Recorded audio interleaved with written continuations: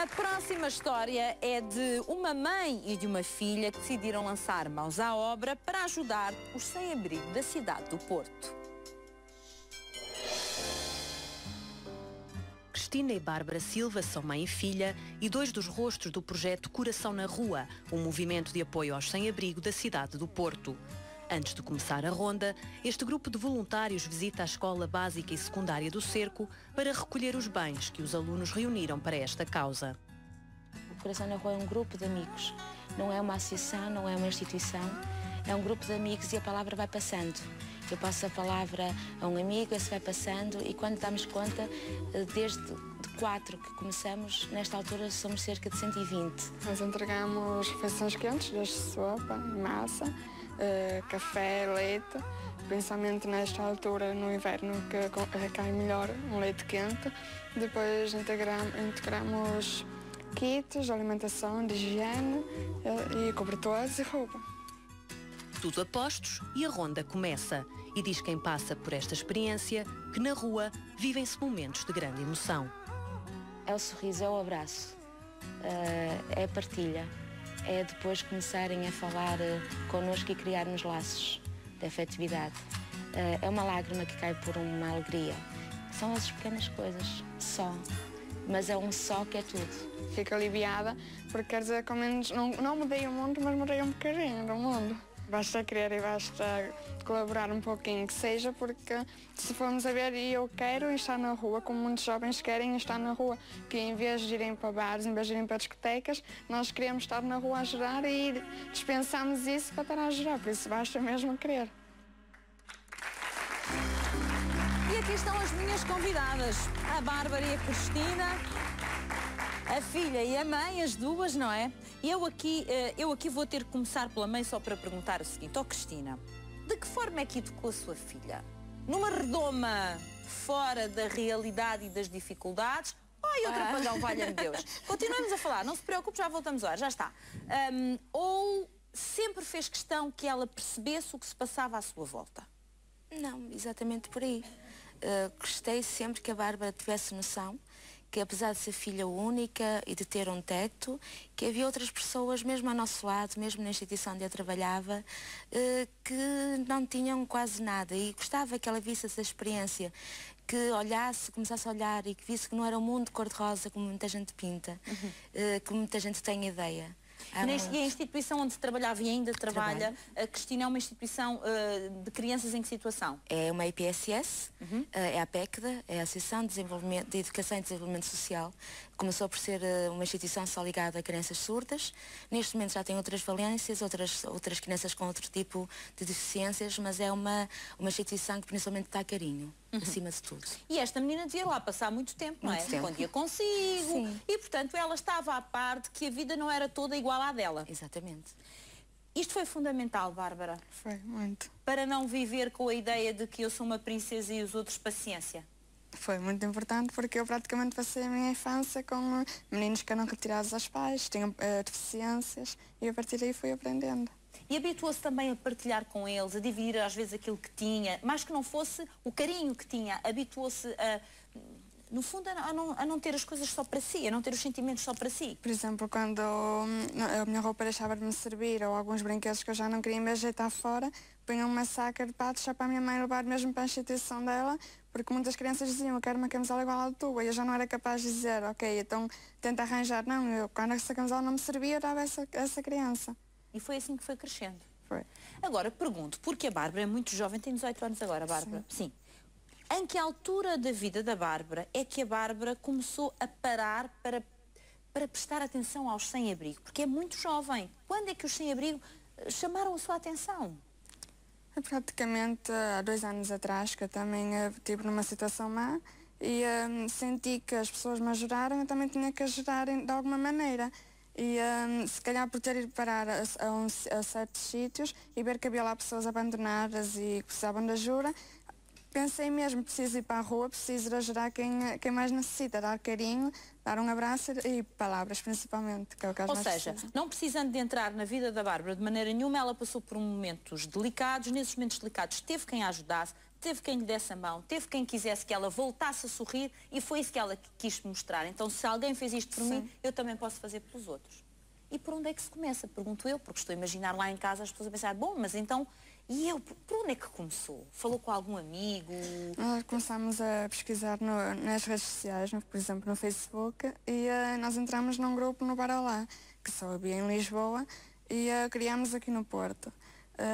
Começámos com 4 pessoas, um rapaz e 3 mulheres, eu, a minha mãe e outra senhora, só começámos assim. Então foram os 4 primeiro para a rua assim sem nada, com algumas coisas para oferecer, só Sim, isto? Só. E como é que escolheram? Eu peço desculpa por estas perguntas todas, mas no fundo é para as pessoas perceberem como isto nasceu tão genuinamente, porque vocês não têm uma associação, não têm nada por trás, são só vocês, a vossa boa vontade e todos os outros voluntários com a sua boa vontade.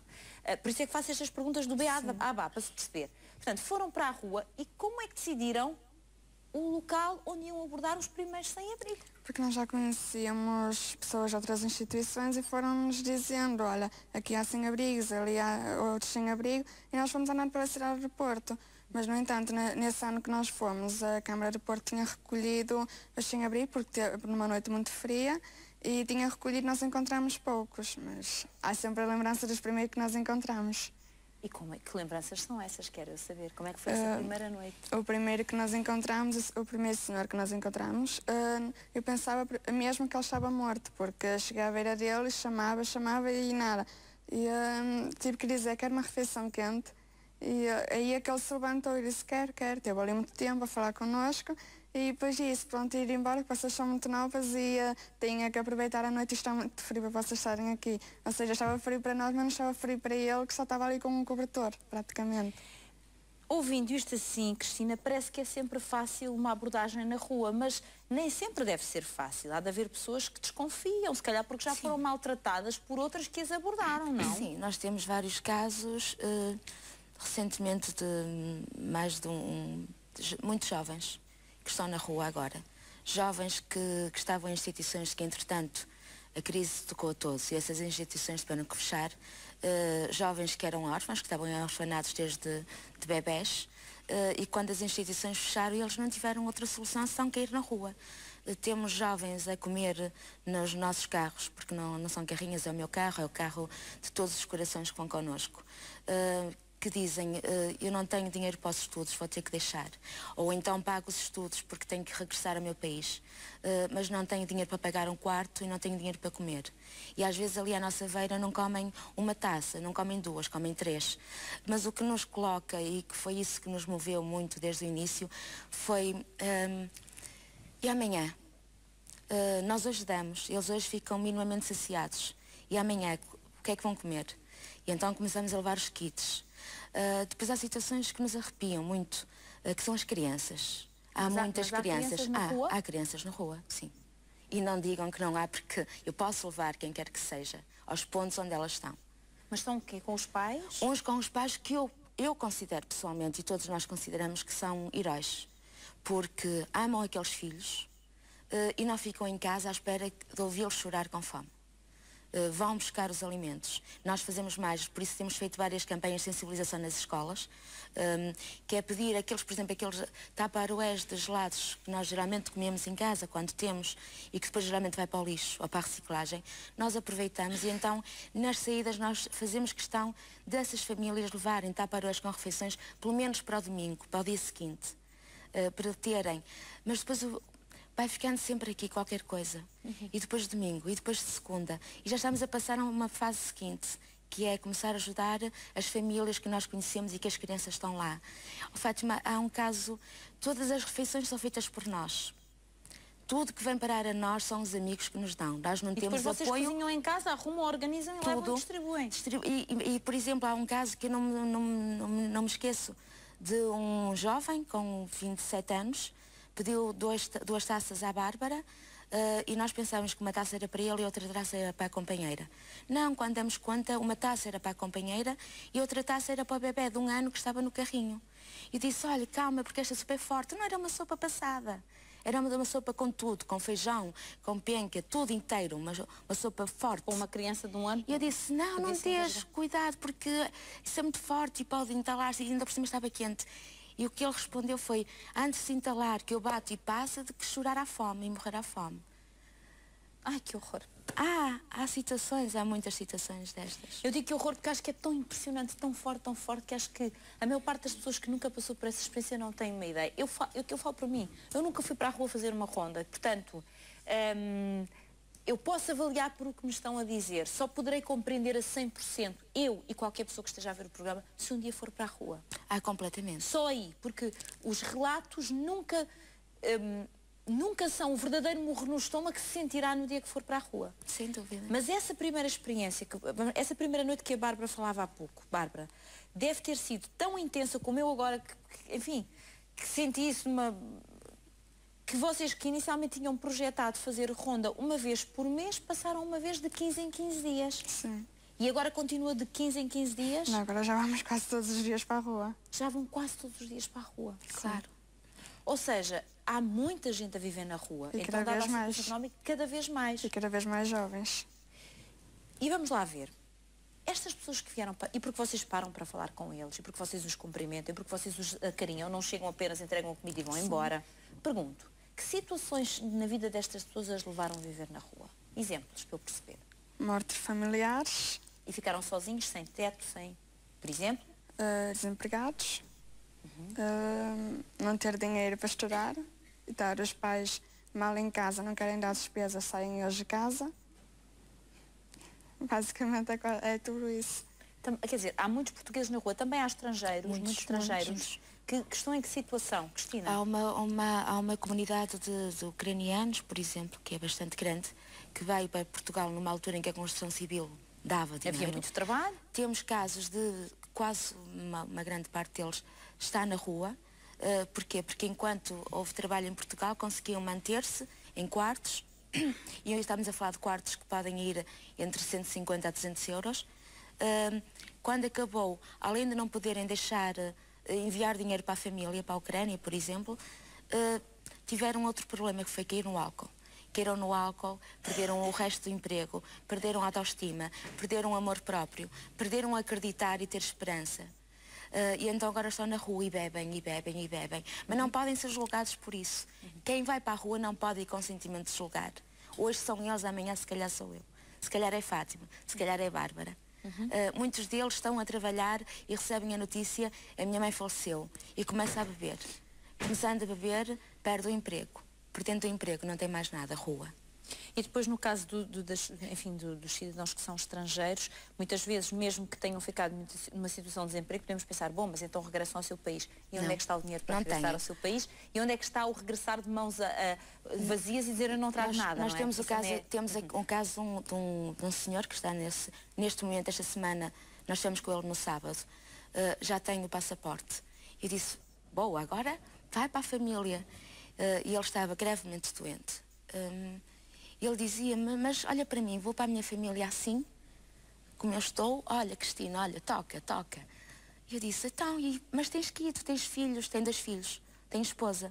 Disse, mas tu tens que ir, não vou dar nada. Eu disse, vais dar o teu papel de pai, de marido. Se calhar agora tenho que se inverter as situações, são eles a cuidar de ti. Não, assim eu não vou. Quando regressar, e fez-me o desenho de um caixão. Quando regressar, vou aqui, porque agora eu já não tenho coragem de os ver. Bom, são situações realmente que eu acho que só quem vai para a rua é que pode... era até interessante que fossem compilando essas situações, porque eu acho que isso é um alerta e um abanão, às vezes, à mentalidade das pessoas. A Bárbara já vai contar como é que, e eu digo aqui a Bárbara e a Cristina sabe porquê, por causa da geração que a Bárbara representa, de que maneira é que ela conseguiu cativar os amigos, os colegas, porque se inicialmente eram 4 a experimentar, hoje, como dizia a Cristina na reportagem, são mais de 120 pessoas que desta maneira, sem associação, sem nada, vão para a rua e fazem este trabalho maravilhoso. Bárbara, como é que a Bárbara conseguiu, em tão pouco tempo, cativar tantos outros jovens que, se calhar, em vez de nas noites livres irem para a discoteca, ou que, vamos lá ver, estão na idade de o fazer, eu não estou contra, é bom que se note, estão na idade de o fazer, muitos deles preferem ir menos vezes e acompanhar mais a Bárbara e aqueles jovens que estão neste grupo. Como é que os cativou? Falando com eles, mostrando as imagens que os chocaram também. Às vezes é preciso mostrar para as pessoas perceberem que é mesmo verdade. Sim, às vezes uma palavra vale mais, uma imagem vale mais que 100 palavras, não é? E eu bastava mostrar, contar as histórias que se estavam a passar e disse, vamos lá, meter as mãos à obra e começaram, pronto, então vamos, vou chamar amigos, chamar amigo, chama amigo. E como é que vocês estão organizados? Há alguma casa que seja o quartel-general, vamos dizer assim? Cada um tem a responsabilidade de cozinhar um determinado número de refeições. Como é que vocês se organizam antes de ir para a rua? Como é que fazem? A seguinte, nós temos o nosso grupo no Facebook e lá nós organizamos, nós pegamos lá um documento em que cada pessoa põe lá o que é que leva. Neste dia eu levo uma refeição, neste dia outra pessoa leva outra refeição e organizamos-nos através daí. Mesmo, por exemplo, os produtos de higiene que vocês levam, os kits de higiene, os brinquedos, quando sabem que são sem-abrigo, que estão com crianças. Portanto, isso está tudo organizado. Entre vocês. Quando se quer ser organizado, não precisa, desculpem lá, é preciso mesmo. Basta querer, é mesmo isto, Cristina, basta querer. Ou seja, estes jovens organizam as coisas todas e depois distribuem-se também quem é que vai para onde. Sim. Não é? Portanto, a Cristina se calhar vai mais com X pessoas para um lado, outras para o outro. É assim que funcionam? Sim, nós também tentamos com que, por exemplo, se for viajar jovens novos, tentar ir com uma pessoa mais experiente para um sítio com eles, para eles também não irem sozinhos e não se sentirem um bocado perdidos. Basicamente funciona assim. E eu imagino que muitos sem-abrigo já vos conhecem, não é? Já. Quando vocês já chegam, têm confiança. Já é olá Cristina, olá Bárbara, tudo bem? Imagino, não é? É mesmo. Bem, eu quero ouvir aqui a Micaela, porque se bem a conheço, a Micaela deve estar encantada com este movimento. Micaela, até está séria, como quem estivesse a refletir nisto. Parece eu preciso processar esta informação, hein? Eu preciso, diga. Não, mas eu vou pegar nas palavras da Fátima, que eu ano passado também participei num jantar a sem-abrigos, organizado por várias associações e de facto foi mesmo um contacto com uma realidade diferente. Eu acho que todos nós devíamos ter algumas experiências destas na vida, de abrir os nossos horizontes, e foi muito importante falar com pessoas que estavam lá, que eram sem abrigo, e perceber, no meu caso em concreto, que é como a Cristina diz, às vezes não é preciso muito para chegar àquela situação. Basta morrer um elemento muito próximo, basta a pessoa perder um trabalho e ter sempre trabalhado naquela área e sentir que não faz o mesmo. Portanto, nós imaginamos sempre, ou muitos de nós ainda imaginam, sem abrigo a pessoa é mesmo desorganizada, ou é mesmo... E às vezes é um limite muito ténue. E de facto o que eu acho muito impressionante na vossa história é que vocês deram vida, puseram em ação as palavras do Gandhi, não é? Seja a mudança que quer ver no mundo. E eu acho que muitos de nós, e vejo isso nos meus amigos, nos meus clientes, pessoas que contacto, acham sempre que isso é uma responsabilidade do Estado.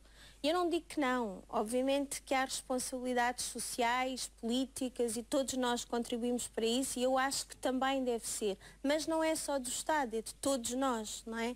É de todos nós e também de percebermos isto, que se não conseguirmos contribuir para ajudar alguém, se calhar nunca ninguém nos ajudará.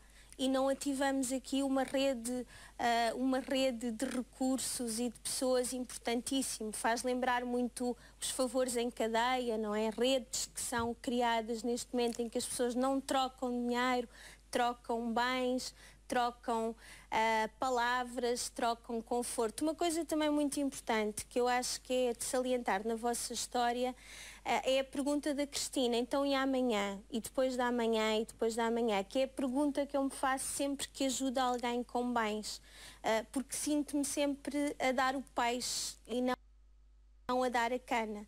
E portanto hoje em dia eu acho que todos nós também podemos fazer isso, optar por falar de associações, por falar de pessoas, por falar de casas, por falar de redes que possam dar possibilidades às pessoas para serem elas, de facto, a pescar o seu peixe. Eu sei que isto às vezes não é simples, mas com uma rede de recursos pode tornar-se mais simples, não é? E para que esta passagem pela rua seja o mais curta possível. Exatamente, porque senão perguntamos sempre, e amanhã, e depois da manhã. Eu conheço muitas pessoas que têm este receio, então eu vou dar e a pessoa continua na mesma. E por isso é que muitas vezes é melhor ficar ali a conversar conversar um pouco com a pessoa e perceber o que é que lhe falta, não é? Quem é que eu conheço que até posso recomendar e seria importante para ela conhecer, claro, para a coisa ser mais rápida? E isto é uma pergunta muito importante, Cristina, acho eu, para todas as pessoas que ajudam, não é? Promoção da autonomia. Obviamente que nem sempre temos logo capacidade de dar essa resposta autónoma, mas de instalar aqui este pensamento nas nossas mentes para ajudarmos os outros a procurar essa autonomia. Muito bem, muito bem. Agora, queria perguntar o seguinte, Bárbara, sei que para o dia 22, há uma nova ronda, não é? É ronda que se diz, sim, não é? Saída, como vocês entenderem. Que tem alguma coisa diferente relativamente às outras? Tem, vai ser uma saída em grande porque vai ser a saída antes do Natal, em que nós andamos a recolher brinquedos e jogos para podermos embrulhar e levar para a rua para dar não só às crianças, mas também às famílias, para dia 24 terem alguma coisa para dar às crianças. Ou seja, há muitas famílias que não vão ter hipóteses de comprar prendas para as crianças. E nós vamos fazer com que as famílias peguem nessas prendas e façam de conta que foi elas que compraram para dar às crianças. Nós vamos levar cabazes de Natal para a rua, para as crianças terem pelo menos bacalhau e tudo para comerem, como nós temos na nossa consoada. Coisas que eles não então têm. explique-me uma coisa, Bárbara, se vocês levam, por exemplo, cabazes de Natal, estamos a falar de famílias que vivem na rua? Famílias que vivem na rua, famílias que estão em pensões e que não têm como cozinhar, famílias que também estão em casas, mas que as casas não têm a possibilidade sequer de ter alimentação nem nada. Muito bem. Cristina, como é que se pode ajudar este movimento? Como é que quem quiser apoiar o Coração na Rua, o que é que pode fazer? Há uma coisa muito importante, e permite-me só, se não se importa, de pegar ali na palavra da Micaela. Se não ajudam, pelo menos não prejudiquem quem está na rua, porque o nosso trabalho não é só a sopa, não é só a massa, não é só o grupo de vizinhos como nós somos conhecidos. É a conversa. E é depois tentar sensibilizar quem está à nossa volta. Não podem ajudar porque isto está mal para todos, mas não façam mal. Não façam como, por exemplo, há pouco tempo, há cerca de 2 meses, saímos de casa à 1 da manhã, porque um grupo de meninos, não quer dizer que sejam todos, porque não são. Há turmas e escolas que estão a fazer um excelente trabalho, nomeadamente o agrupamento de escolas do Cerco de Porto, que é conhecido por alguns motivos e se calhar por este não. Portanto, o nosso agradecimento a eles. Que fazem um trabalho esplêndido. Telefonaram-nos há meia hora, 1 da manhã, porque um grupo de jovens primeiro chamou uma senhora que está na rua há 8 anos, por um passado que foi torturoso, que não quer para já neste momento revê-lo, não quer falar nele, pelo menos com outras pessoas, e só lhe disseram, pega um pão. Claro, ela vive no chamado T0, que é o espaço onde está a Fátima sentada. Ela dorme em posição fetal, completamente. Só numa almofada e com um plástico de preto por cima. Quando ouviu, pega um pão, essa senhora veio buscar o pão. Quando saiu, foi cuspida e apedrejada. Certo? Depois, entretanto, ao lado há um campo de futebol. Quando acaba o treino, outro grupo passou e tiveram a ideia patética e horrível de lhe atirar contentores de lixo. Portanto, onde está essa senhora tem 12 escadas e ela depois está assim nesse espaço, tiraram-lhe contentor de lixo pelas escadas abaixo. Portanto, se não podem ajudar, pelo menos não façam mal, respeitem. É aquela senhora, podia ser a avó, podia ser a mãe, podia ser a tia. Uma coisa que o Coração na Rua não aceita é dinheiro. Nós não vamos para a rua dar dinheiro. Se nos pedem, nós não damos. Então como é que podemos ajudar? Com bens? Com alimentos, roupa. Nesta altura não podemos aceitar, lamentavelmente, porque não temos espaço.